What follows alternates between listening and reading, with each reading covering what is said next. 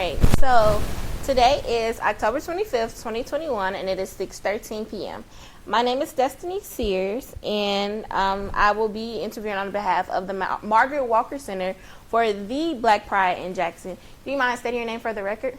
My name is Joshua Knight. All right, and may you spell that, please? JOSHUAKNIGHT. All right, and then do I have your consent to record this interview? You sure do. All right, so we're going to go ahead and just get started on some basic questions, just to get some background information on you. So what are your pronouns? He, him, his. All right, and when and where were you born? Jackson, Mississippi, August 10th, 1993. Okay, so can you paint a picture of your neighborhood that you grew up in and talk about your childhood a little bit? It was the hood. My childhood, are you talking about like as a queer person or? Just give me a. Well, we didn't come from poverty, but we did struggle, but my mother made sure that we didn't go without. I had it was a very traumatic childhood, but the issues made me who I am today. I am the oldest of three.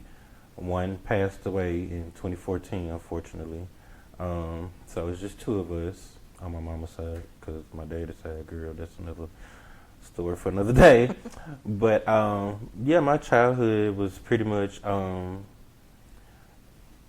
would have to say it was traumatizing, but the issues that I faced made me into who I am today, especially into the black queer man that I am today. All right. You said that you stayed with your mom. So was it just your mom in the household, or was there other adults? What was your family dynamic?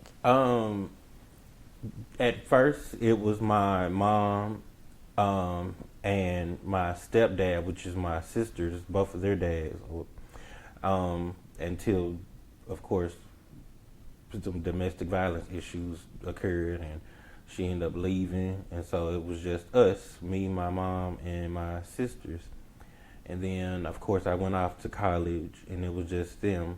And then my sister died, so now it's just me, my mom, my sister, and my grandmother, who randomly moved in with us one day. So, yeah. Okay. And can you describe your relationship with your sister? My baby sister, she is my world. Like, after losing a sister, I learned to cherish my siblings. I mean, I've always cherished my siblings. They're actually my first best friends. But I've learned to cherish that time that I spend with my sister, even though we stay in the same house. It's my world. It's my rock. My rock, Okay, and do you mind talking about what happened to your sister and how she passed away? Yes. So she has both of my sisters have sickle cell anemia disease.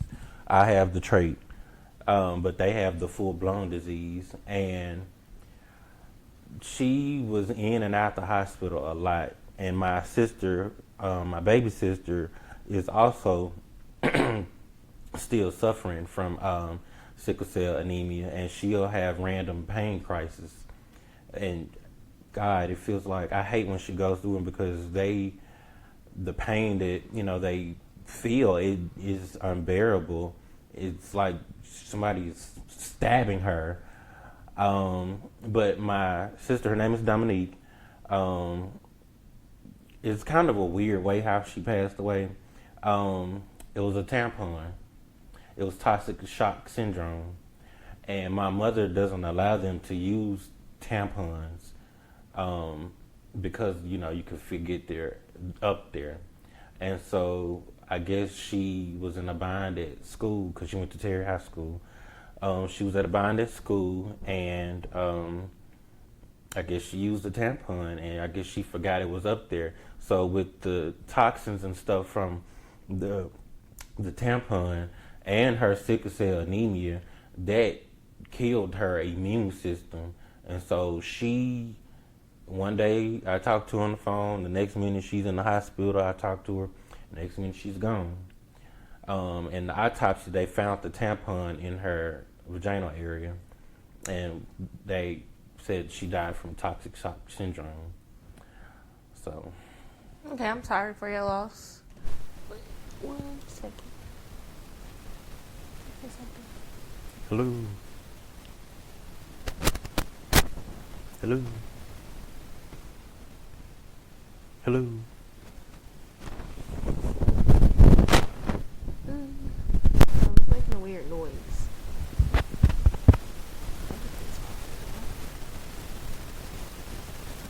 Alright, I'll reintroduce. Alright, we're gonna go ahead and get started on part 2 of the Black Pride in Jackson, and we're here with Mr. Joshua Knight. Alright, so growing up, you said that you had a traumatic childhood. Mm-hmm. Do you mind explaining that? Well, yes. So, as I told you before, my mother suffered from domestic violence.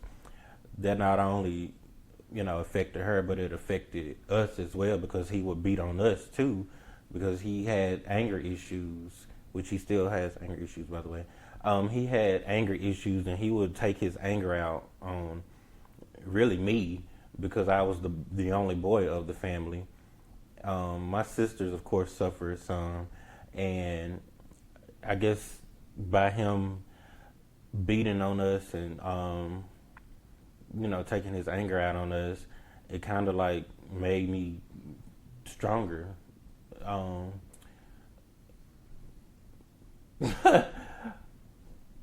Yeah, it's just, from that, and then of course bullying, of course, plays a part in it as well. Bullying for being gay. At the time, I didn't really understand what the heck gay, really was or whatever. I didn't know what I liked. I was just like, oh, hey, I think he's, cute or whatever. But of course, I would beat myself up because I come from a very religious background, and my mama and them done played it.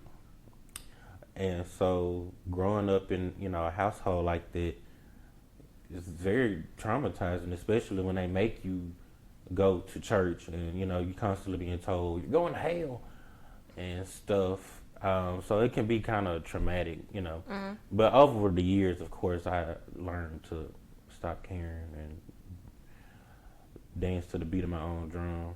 So. All right. What schools did you attend growing up? All of them, or just... Yeah. You can start from elementary. Oh, okay. So, in elementary school, the first school I went to kindergarten through first grade was Bradley Elementary, which is now Jackson Public School District office.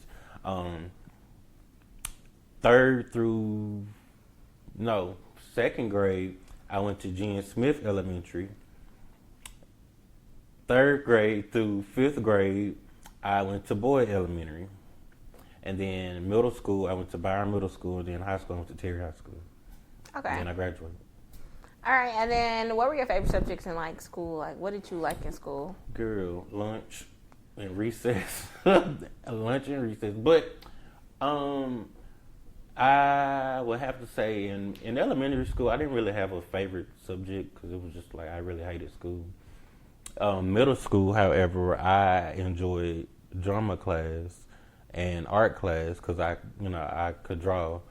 In high school, it was theater. And I think that's kind of where I found my love for theater and arts and all that.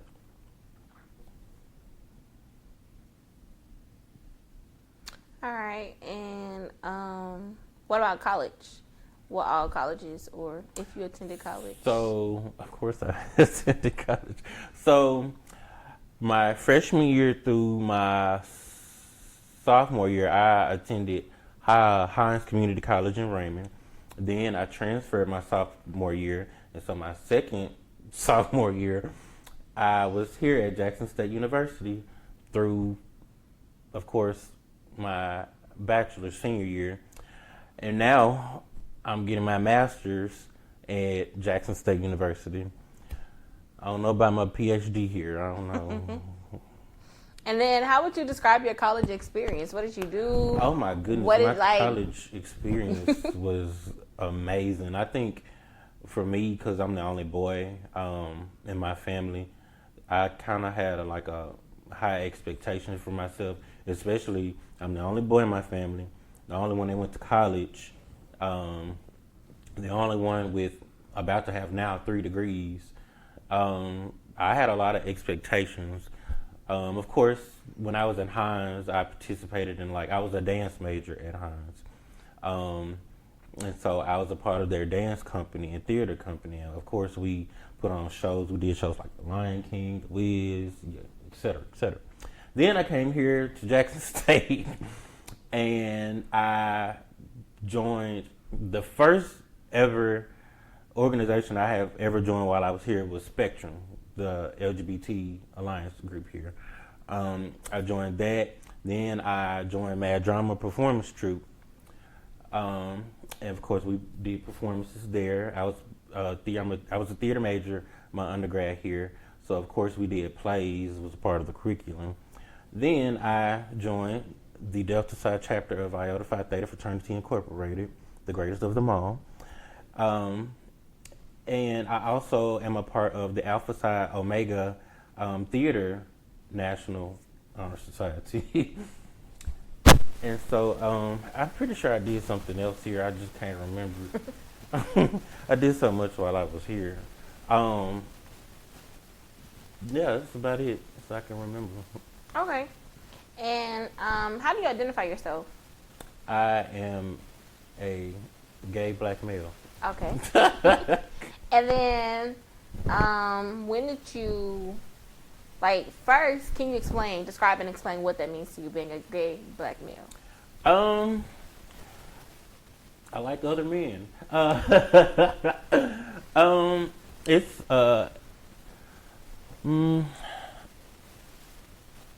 it's a sense of liberation, freedom. I get to do what I want, and that's the beauty of it for me in my eyes. I'm not bound by stereotypes. I'm not bound by what's the word? Social norms. I'm not bound by social norms. Yeah, I think that's the beauty of being a gay black male is that one, I'm black. Two, I can do whatever I want. Mm-hmm. As a sense to where, social media now has this thing where straight black men can't do anything without being gay. It's sad and unfortunate for them because we get to do whatever we want apparently, and that's I guess that's why they hate us because we get to do whatever we want. All right, and then when did you first acknowledge your sexuality? When I first came to terms with myself, my freshman year of college. Well, no, I take that back. It was my senior year of high school where I was just like, well, this is who I am, and especially with my, coming from a religious background and stuff, it was kind of like, but when I actually just started just feeling myself, it was freshman year of college.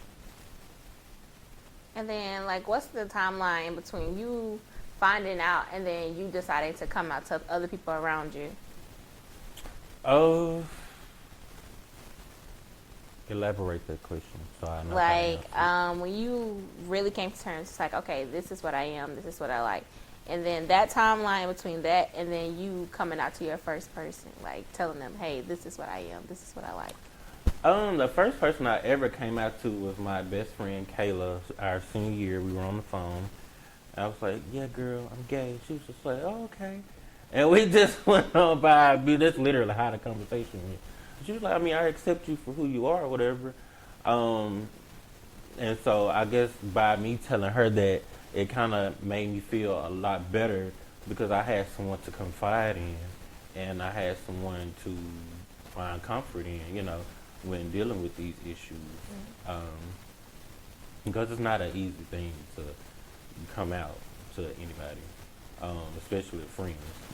Um, and then once I came out to her, and yeah, of course, everybody knew, of course, but I didn't. Apparently, I didn't know myself. You know what I'm saying? It's kind of one of those things. But I mean, people, I guess they accepted it, and I just had to accept it myself. And so when I got to Hines, of course, when you come to college, you ain't at the house no more, and that liberation, that freedom. I actually met my other two best friends because at the time I was still trying to find myself. I didn't know like who I was as a person, but I had low self-esteem at that time, like really, really low. So what they did was they sat down with me in the gym. I never forget, and I still have this to this day. They wrote me a letter saying, you are somebody, you're beautiful, et cetera, et cetera. And of course, my friend, her name's Ariel, or we call her Frenchie.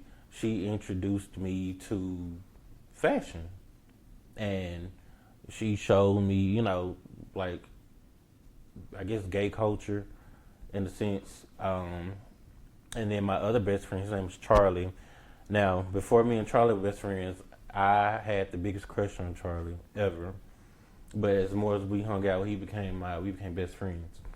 And of course, Charlie introduced me to gay culture or whatever. I didn't know what the heck a top or bottom was. I actually got two terms confused. I mean, I knew what they were in college, but I really knew, not college, high school, but I really found out what it was in college. I was like, oh, I've been getting this wrong all these years. So, yeah, and really ever since then, I just been killing. Okay. So you said they exposed you to gay culture. What is gay culture? What is it like to you? Like the lingo. Gay culture, it's like it's a whole nother universe within itself. Like, my God. it's kind of cool in a sense. Like, we really are a community. Like, we have our own lingo, we have our own everything, really, and it's a beautiful thing. But like, they introduced me to like Ariel actually introduced me to this movie. It's called Paris is Burning, which I think every gay male and person should watch because it gives you history about gay lingos like read, shade, all that. And it was actually where Pose, the show Pose, got inspired from. It's a very beautiful movie, by the way. I'm actually going to go watch when I go home. But, yeah, they introduced me to, like, gay culture and all that. Now, as far as the gay scene, when I was at Hines, I befriended this group of gays. Their names were Quan, Jay Reed, and somebody else, I can't remember who it was. Oh, Jara. And they took me to my first gay club. It was Metro. And I was just like, oh, wow. I was so amazed because I was just like, oh, my God, what is going on here? And at first I was like, I used to be like scared of drag queens because I've never really just seen one in person. And I was just like, oh, wow. There are people like me. It's a community. And so ever since then, I just never left that place. Okay. They seen me faithfully. After that, like, faithfully. I mean, of course, until like now, nobody really goes there anymore. I mean, people go there, but that's a long story. Where is Metro? Where is it located? It's on Highway 80. Okay. Yeah, it's on Highway 80. All right, and is that the only place, or are there more places here so that you've experienced? So it's a white It's a white part of the LGBT community, and it's the black part of the LGBT. Now, the white people, I mean, everybody goes to here, but it's really white people. They go to Bar 3911, which is also known as Wanderlust, which is also known as Bottoms Up. They done changed their name so many times, but now it's Bar 3911. That's the white people side. And it's also this white gay bar. I don't know if it's still open. It's called JC's. Now, I only been there once, and that was just the spur of the moment. It was like a come together meeting for all gays. Okay, and where is these places located? Okay, so Bar 3911 is located off Northside Drive. Okay. JC's is not too far from, it's off Northside Drive too.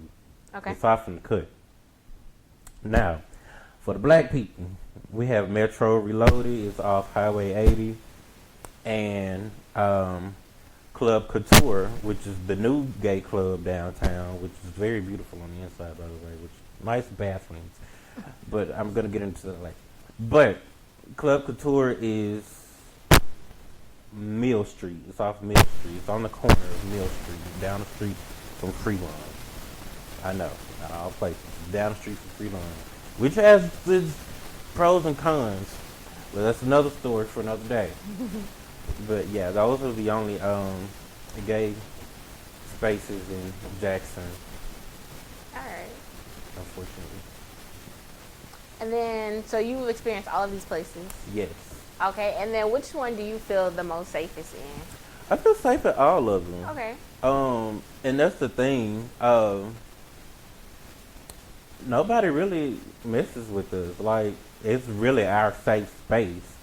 Now, because I'm gonna feel comfortable anywhere I go because I have that right as a black gay male.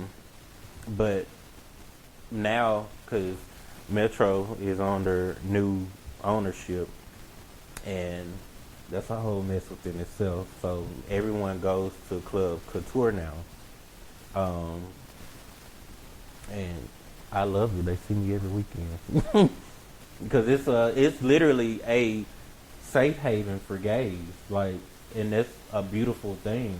Like, it's a safe haven. You can be yourself. You could wear whatever you want to. I mean, don't wear whatever you want to, but you can wear whatever you want to. You literally can do anything you want to. Crack, coke. It's a no judgment. I mean, I'm not judging, but it's a no judgment zone there. Now at Bar 3911, they don't play that because it's white people. I mean, it's fun, but it's they have rules. They have rules. You can't really just smoke weed in there or whatever. But it's a nice and fresh environment. If you want to get away from, but it's a nice environment. I love it.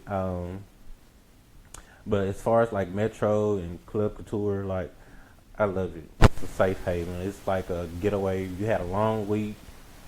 You really can just come turn up and just let all your frustrations out. Okay.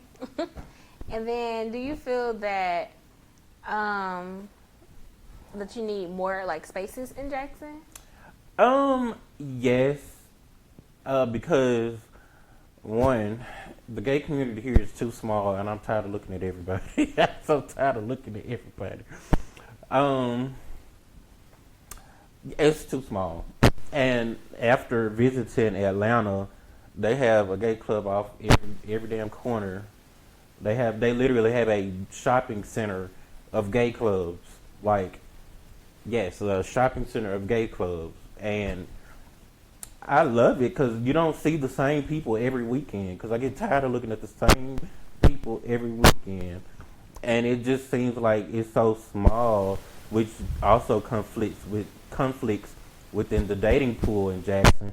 Because it's so small and everybody just seems like they don't talk to everybody. And it's just like, God, man, what?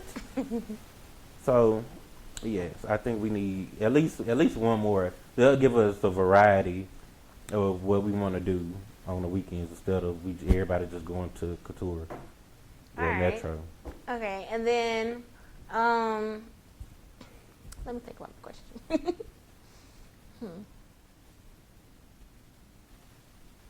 So, okay, so you said that the dating pool was small here in Jackson. Yeah, So how does that work? Like, how do y'all make that work? So how they make it work? They're hookup apps called Jack and Grinder and Adam for Adam, which is for the white people.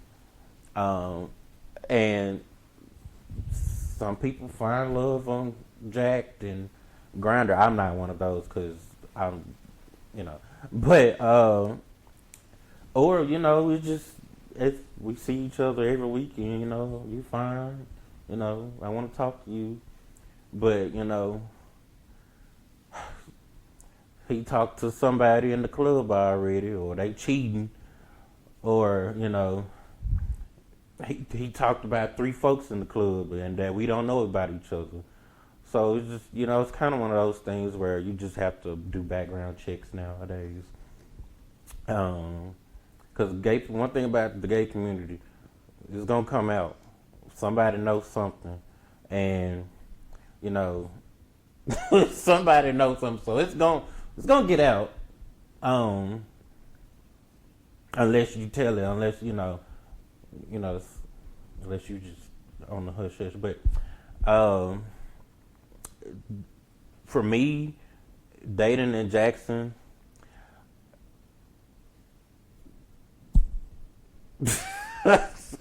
that's all I have to say about that. Okay. So do you think, like, dating in another city, do you think it'd be different as a gay black male? Yes, especially in Atlanta, because Atlanta there's like gay capital of black people. And I know everybody, I ain't talking to everybody now, because it's like a whole buffet full of people. I know you ain't talking to, it's a huge community where it's to compare it to in Jackson. Now Memphis is like Jackson, only ghettoer. So, but the dating pool, I say, in Memphis is pretty much the same in Jackson, because for some odd reason, people in Jackson also date people in Memphis, and they also date another person here in Jackson. So it's just like, what? It's crazy. It is very crazy. But like, if I go to like Atlanta or Ohio or San Francisco or something, of course it's gonna be different because I'm new meat. Nobody knows me, which is also good. Texas. Now, from experience, the scene in Texas is kind of messy too. But how, I don't know, because Texas is like huge. But the scene in Texas is kind of, it's not like Jackson, but it's very messy in a sense. So yeah, the dating pool, I don't really want to date nobody in Jackson no more. All right, so I do have another question. So, what is it like being a gay black man in the South? Oh God, I literally have to fight for my life every day. It's a full-time job. Like, people don't understand. It is a full-time job. Women have it hard too, but us, oh my gosh, like, for me, I don't know why, but for me, like, it's really a full-time job. I gotta wash my back every 24 seconds. Everywhere I go, people are staring. I gotta worry about getting lynched. Gotta worry about getting an angry mob after me, and I'm like dead ass. Like, these people will do that. Like, I remember when I was at Hines and I was, still trying to find myself, and they used to try to bully me. Like, I had rocks thrown at me.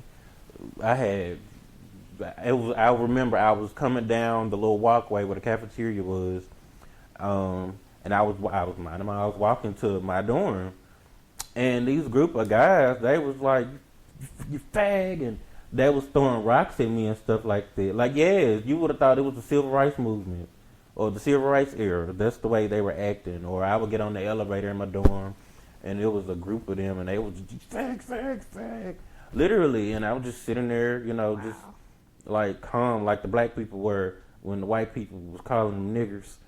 Yeah, that's how it was. But I have to say, being a gay black man in the South that's openly, gay, um, it's a tough job.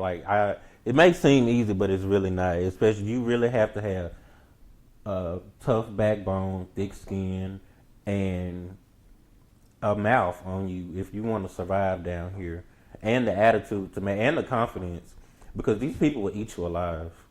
They will eat you alive, and I'm not finna be one of them because you're not finna eat me alive. If anything, I'm gonna eat you alive. Wow, that's crazy. So, do you think your experience would be different if you were a different race? Yes, How so? white privilege. White gays, they have this thing, and I've noticed that they still think they're better than like the black gays, especially when they come to our spaces. I noticed the behavior like that. They act snobby. And that's not all of them, but you do have white people, white gays that are elitists and think that they are better than everybody, better than this community. I'm like, girl, no.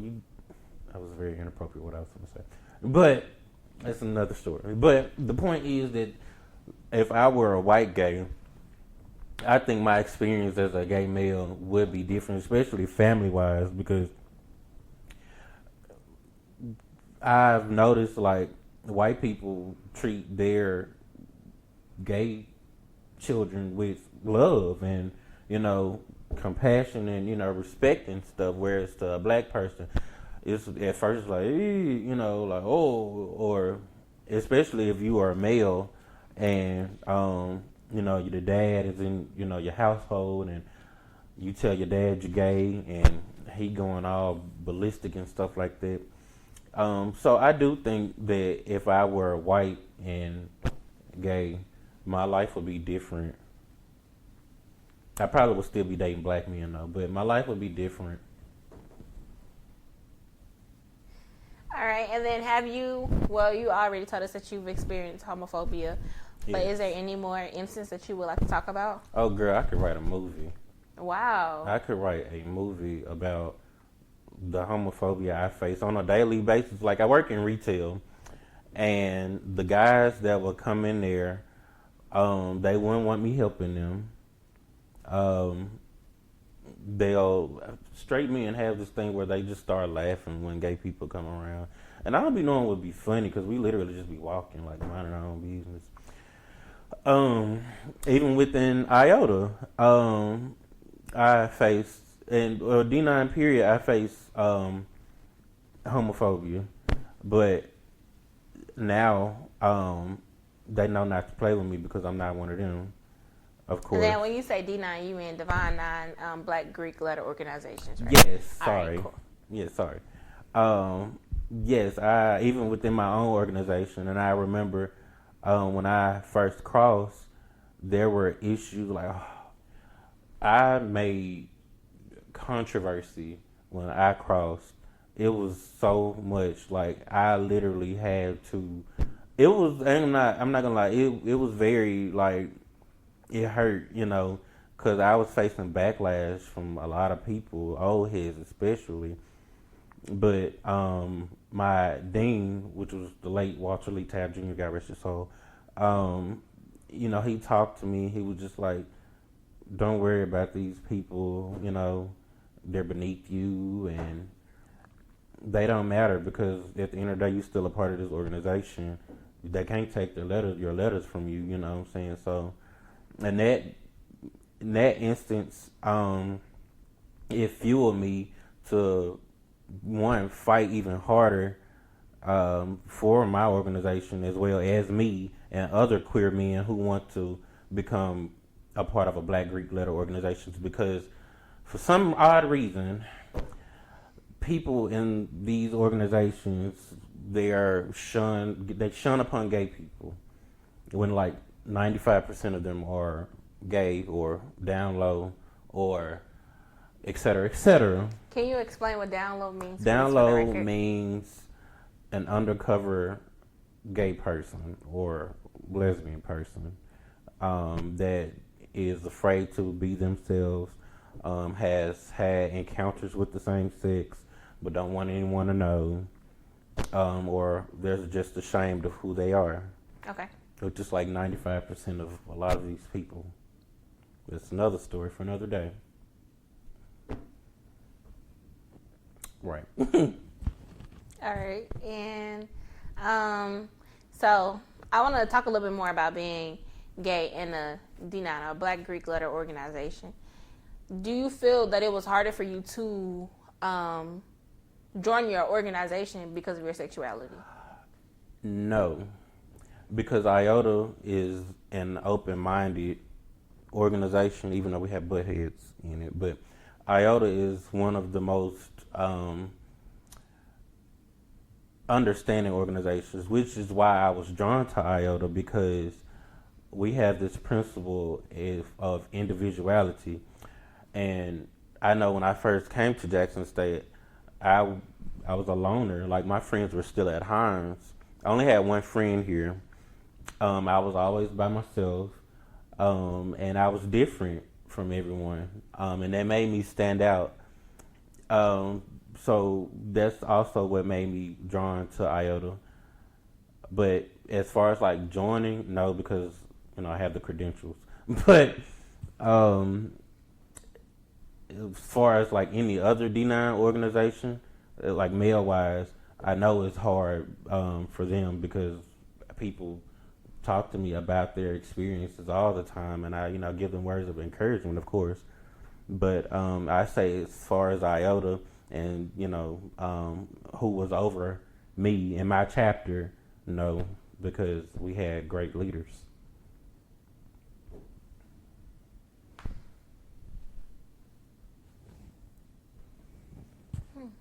All right. And then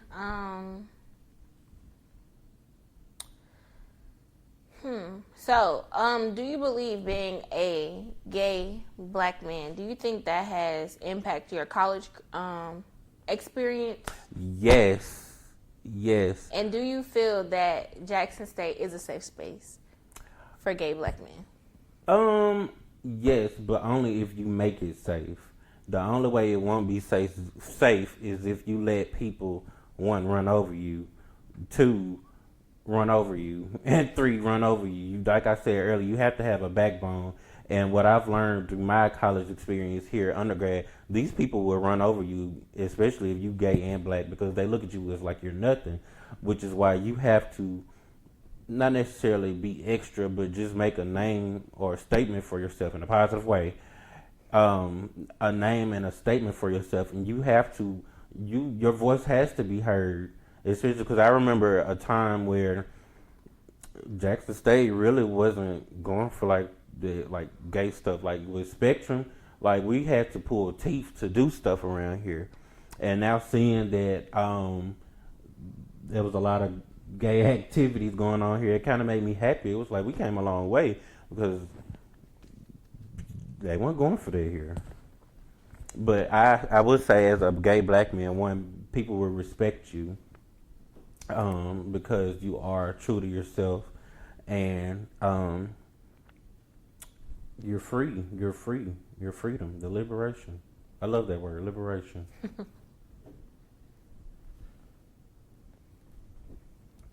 And then at any point, have you felt repressed?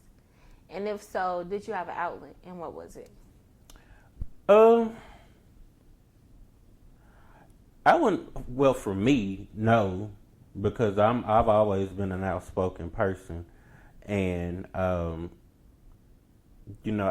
never let. The only time I was repressed was before I was fully out, because of course Christian backgrounds, and I was in a cage, but now I'm out that cage and I'm roaring.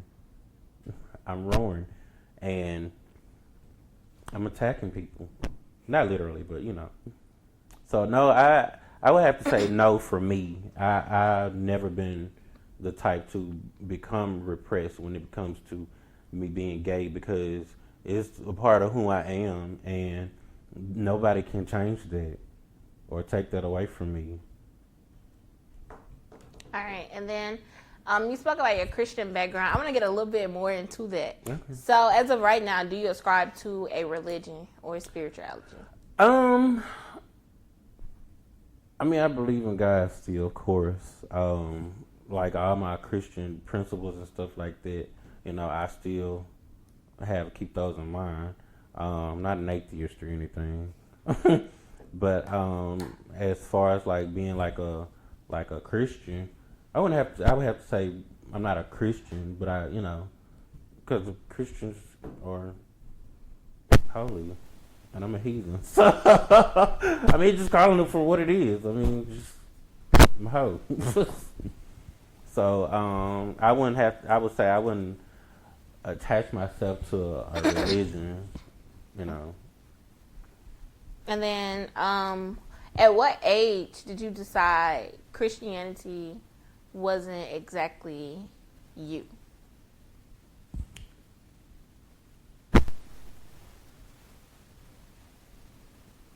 Age 19. Okay, and how'd you come up to the decision? I guess I'm free now. Shoot, you can't really just tell me what to do anymore. I guess life experiences. Okay. Life experiences. I guess for me, because and I say this because I speak from experience. I can say, although I'm not in church anymore, God still has His hand over me. Like especially like making mistakes, especially in 2015. Oh my God.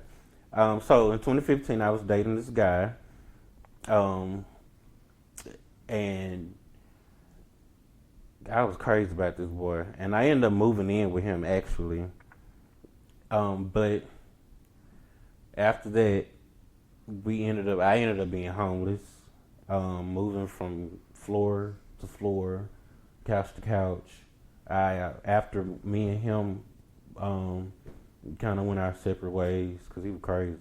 And I'll never forget one day I was staying in Tiger Plaza, but one day the bus driver, because I think God sent her for me because of her baby, the bus driver stopped me one day and she was just like, basically I need to leave him alone because he's going to end up killing me. He's going to end up killing me or I'm going to end up dying fooling with him. And she was right. Like, the boy, he did coke. So, they crazy. So, it was just a lot of drama with him, a lot of baggage that I carried for him. And it was weighing me down. And I was stressing myself out trying to please him and make sure he was straight when I was dying, literally. And I'm glad God sent her because after that, I cut him off. Now, he still be trying to come back, and I just be like, no. Because back then you didn't want me, now I'm hot child on me. But it's one of those things where it was just like, no, I don't want to go back. Mm-hmm. I forgot what I was talking about. I think that was the end of the question. Okay. So when that happened, like, how did that make you feel knowing that the person that you were with could basically kill you or would be the cause? In a sense, I kind of knew it. I just didn't want to let him go, in a sense, because of the stuff that we would get into or the stuff that he put me through. I was just, oh my God. But I'm glad I did because it taught me a lesson about, especially dating with, I can't take care of people. And now I still have that problem, but I always use him as a blueprint to be like, oh no, I'm not doing this no more, or I'm not, I think the dating experience is learning lessons. And everybody that you encounter is teaching you some type of lesson. Now, sometimes those lessons take a little while to kick in, Sometimes the lessons make us dumb, but after the lesson over, you be like, golly, man. Golly. But, Yeah. Do you think the dating experience is different in the gay community than it is in the heterosexual community? No.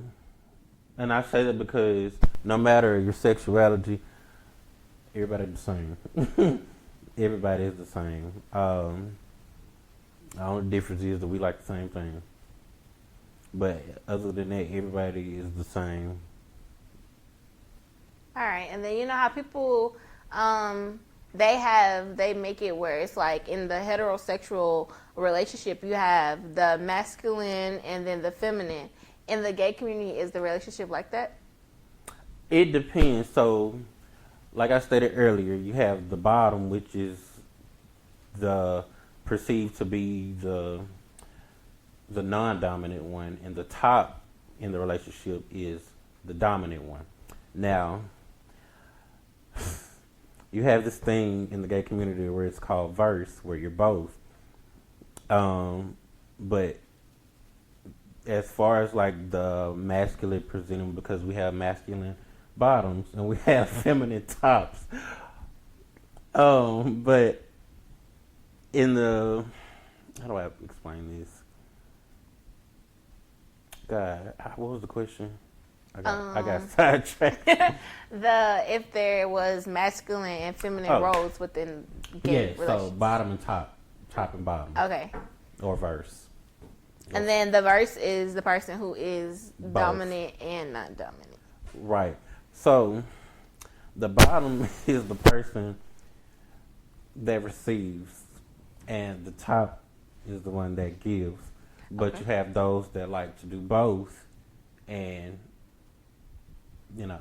Okay. So the bottom in the gay world would be like the femme in lesbian world, or the top would be the stud in lesbian world. I don't know what verse is in lesbian world. I don't know, but right, I don't know, but yeah. So those are the. All right, and then is there any more lingo that you feel that people need to know about? Other than like shade and read, I don't think people should like know, because, and I say this because those lingos were created for us to use in our safe spaces, and I feel like if straight people, if they found out about it, they'd run out with it like they did shade and read or yas or other gay lingo that we came up with. Then it wouldn't be unique anymore.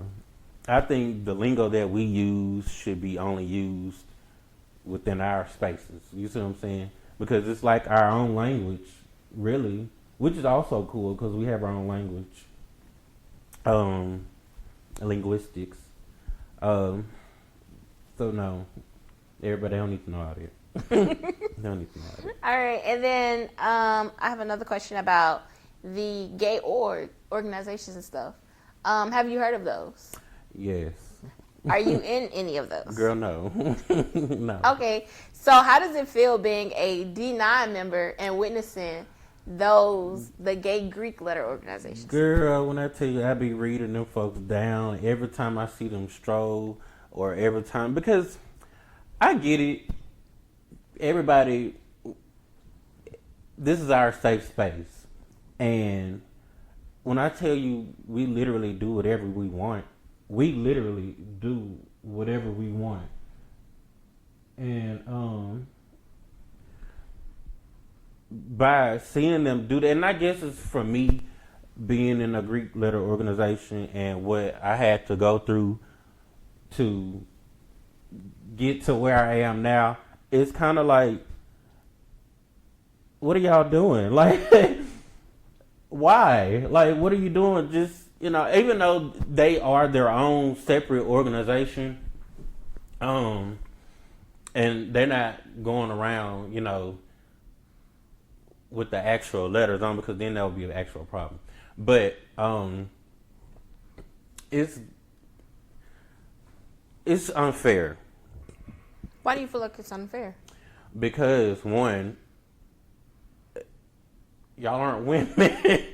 These these were organizations made for women, real women, and by y'all just going into a store or just going, just not saying that they wear the actual paraphernalia because they don't, but just by y'all just doing this stuff just freely, it kind of like a slap in the face, if you will, because it's just like the people really like went through a lot to get to earn these letters. These letters are earned and not well. Right. These letters are earned and not given. So it's just like to see them doing this stuff. It's kind of like I just let them do what they do. I know it's nothing I really can do about it, but it's just, and it's vice versa. Like the lesbians also have these organizations, and what's crazy is it's really 9 of these. It's really 9 of these organizations, and we even have one. And I was like, whoa, they have our sign and everything. And it's just like, what? And so they mimic the signs of the actual D9. girl, yes, and they from the calls to the strolls to everything, and it's crazy because it's not a new thing. This has been going on since the 80s, which is mind blowing to me. And you know what else is mind blowing? You have people in these actual organizations helping bringing these people through. Yes, that was mind blown when I seen this. So people from the D9 organizations are helping bring in the people from the in the gay Greek organizations. Yes. Now for the lesbian groups, I don't know nothing about that. But as far as like the male groups, especially this one particular one, I know because she even said it out her own mouth. I was there. Yes, which made me look at her like,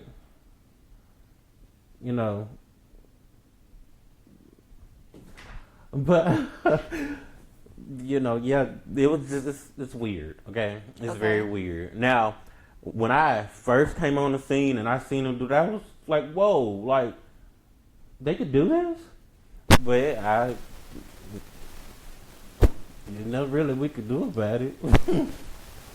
But it's just it's sad in a way because it's like being Greek now, and knowing what people have to go, what we go through to get these letters.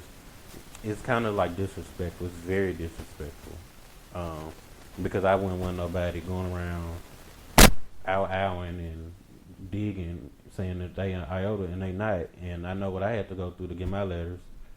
So it's kind of like a slap in the face. Do you feel that some of these people have created this org to be that safe place that they couldn't find within the D9? Yes. That's exactly what it is. That's exactly what it is. So do you think if the D9 made gay people and people from the LGBTQ community more comfortable in joining their orgs, do you think that would be a solution? Yes. No. Yeah and no. I would say the reason I say no is this has been going on since the 80s. And if it's been going on this long, I know it ain't no stop to it now. But I would say yes to the other question because that is the reason why some people join these underground organizations is because they weren't welcome in the regular orgs. All right. And then have you been to any Pride events? In Jackson? Have you been to the Jackson Pride? Yeah, I've been to, honestly, I really don't consider Jackson having an actual Pride. Like, if you want to go to a Pride, go to Atlanta or San Francisco or Texas or Nashville. Jackson, no, because it's only so much we could do. One, because we're in Jackson. 2, we're in the South, and 3 is the Mississippi. So it's only so much we could do. But I have been to like a couple of Pride events here in Jackson. And what about any other Pride events? Like, have you been to any out of town? No, which is very shocking because 1, it's me. 2, it's me. 3, it's me. But no, I wanted to go to Atlanta Pride, but every time Atlanta Pride comes around, funds be acting funny. So I have to take it with it. Now, Pride is not like a set date or anything. It's actually kind of random. And I know Jackson, we got like 2 or 3 prides because every time you look around this pride, we're like, God, dog, we just had one. But yeah, I've always wanted to go to Atlanta Pride. I may go one year. I want to go to New Orleans Pride. Maybe next year. But as far as like a major pride, no. I want to though. All right, and then I think we're gonna go ahead and start to wrap up. Is there anything that you want on the record? As far as being a gay black male, just embrace that freedom. Like, freedom is being black and gay. It's really it's freedom. There's no other way around it. Like, just being able to do whatever you want, when you want, wear whatever you want, when you want, do whatever you want, eat whatever you want, because straight people can't eat hot dogs apparently. It's beautiful, man. I enjoy it. I love it. Being able to listen to what you want. And if you could tell the younger you something, what would it be? 1, you're beautiful. 2, get a taser. 3, 3, it's gonna be okay. Everything is gonna work out. What else I tell the little boy? Your time is coming. Your time is coming. And I still have to tell myself that because I know I'm still evolving. We're all evolving. But I like the butterfly that I'm becoming. I'm probably going to have to get some new wings because, I'm a little burnt out. But, yeah, man, just love yourself. I think that's the biggest one is loving myself because back then I did not love myself at all, which, sparked from internal family issues and stuff like that. But I think that was more so of what it was. I didn't really love myself. And once I start loving myself, then that's when I start finding myself. Okay, and then I got one more question.